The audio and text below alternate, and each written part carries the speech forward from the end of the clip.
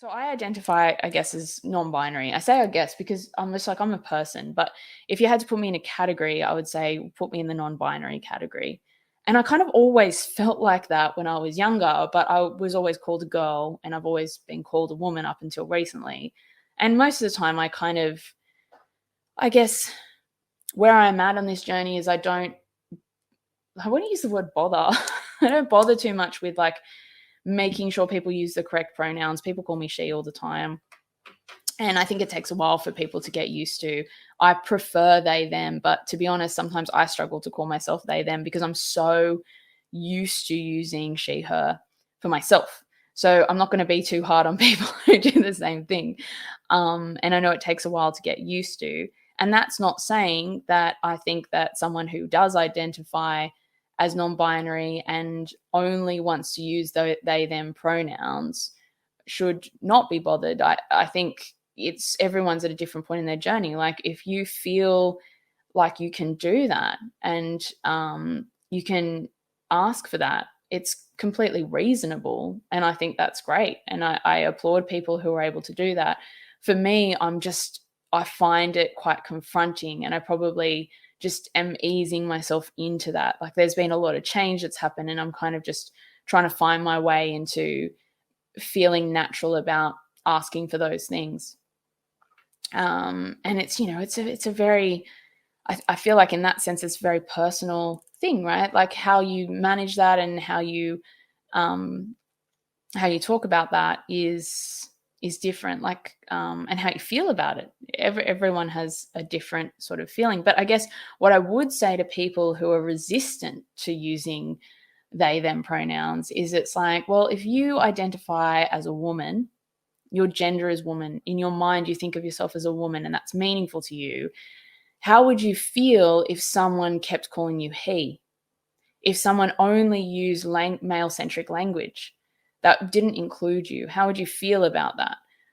Same the other way around. If I refused, you identify as a man, and then I refuse to call you he and I only call you she, how would that feel to you? If I only ever talked about women in the language that I use, how would that feel to you? And I think that's how a lot of people may be feeling, and certainly that's how I feel at times, is when I'm just like, I don't feel very included in this. So I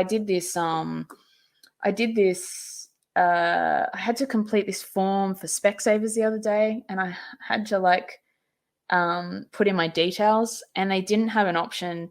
Like it was kind of like your gender was like male or female. And I was like, well, that's not gender, that's sex. But you're asking me for my gender. And I wouldn't say that my gender is female. I would just say my gender is non binary. And then for my title, so whether you use Miss or Ms. or Mrs. or Mr. or Sir or Doctor or Madam or whatever, they didn't have any non-gendered options other than doctor or professor. And I was kind of like, well, I don't really like using Miss. I don't really like using Ms. I don't really want to use those. So you haven't given me an option here. Like I literally can't finish this form unless I pick this. And when we do that to people, it's like it's a little thing, but when those things happen, we're basically saying we don't acknowledge that you exist, right? It's sort of like we don't acknowledge that it's legitimate for you to be. It's a little thing, but it makes such a big difference. It's the same with like when I say "G'day, everyone." I'm saying everyone. I don't say "Hi, ladies and gentlemen," because that excludes people who don't categorize themselves in those two categories, those two binary categories. There's a lot of things that we could do in our language to really, I think if you can, once we get our head around the difference between sex and gender and understand the nature of gender being a social construct, and we appreciate that, all of the rest of it starts to make a lot of sense. It's actually quite logical and easy to understand. And it's not like, I don't think it's a big ask to just say, hey, like, let's acknowledge that there are a lot of people who don't put themselves on either end of the spectrum of being a man or a woman in terms of their gender. That's not how they see themselves.